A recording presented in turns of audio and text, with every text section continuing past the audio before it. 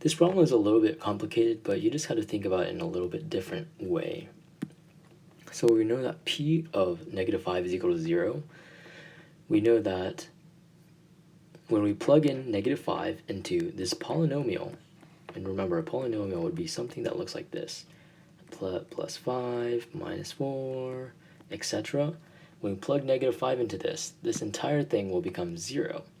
So we would assume that one of these expressions inside one of these set of parentheses is going to eliminate itself out to be 0. You can see that if we plug in for one set of these parentheses, one set of these expressions, and we have x plus 5, when we plug in negative 5 for x, this will become 0, and thereby making the rest of the polynomial 0. So therefore, b, x plus 5 is a factor of p of x.